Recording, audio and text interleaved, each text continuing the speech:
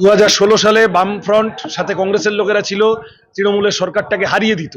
70-80টা সিটে ভোট কেটে বিজেপি তৃণমূলের সরকারকে টিকিয়ে রেখেছিল।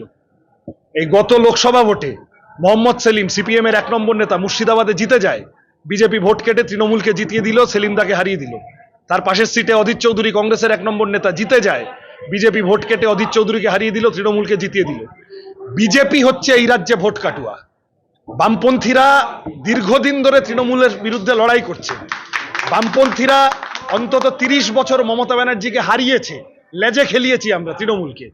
সুতরাং আজকে এসে যারা এইসব বাজারে বলার চেষ্টা করছে, তাদের নিজেদের দিকে আঙুল তাকানো দরকার। তারা গত 10 বছরে 7-8টা ভোট চেষ্টা করে যাচ্ছে, কিন্তু লাভের লাভ হচ্ছে না।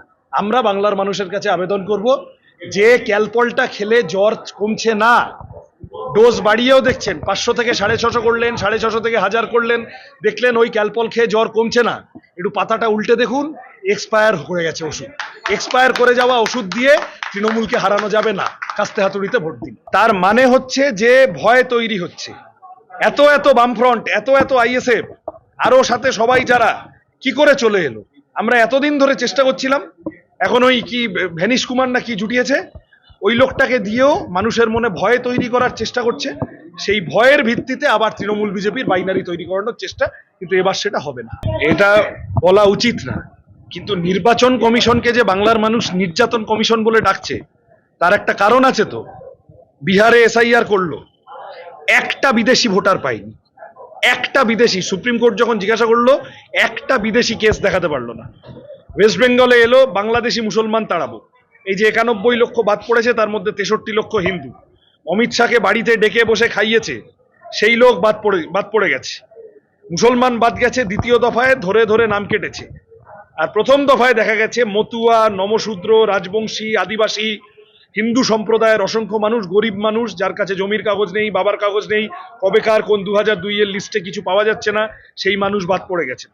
আমরা প্রথম থেকে বলছি, এনআরসি, সিএএ, এসআইআর, এগুলো হলো গরিব মানুষের বিরুদ্ধে যুদ্ধ ঘোষণা করা। আসামে এনআরসি করতে গেছিল, 19 লক্ষ মানুষ বাদ গেছিল, তার মধ্যে 6 লক্ষ মুসলমান, 12 লক্ষ হিন্দু বাদ চলে গেছিল, তাই তো?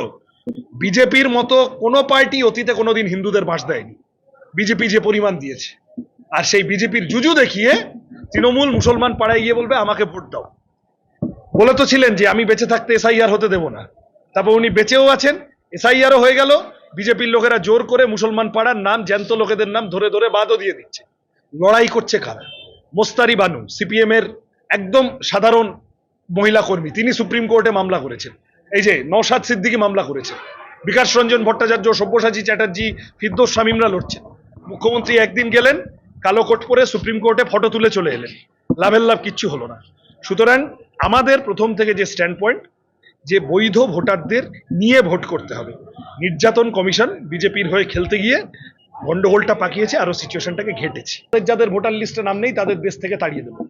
জনগণের শত্রু মমতা ব্যানার্জি খেলাটা দেখেছিলেন। মমতা ব্যানার্জির ভূমিকা হচ্ছে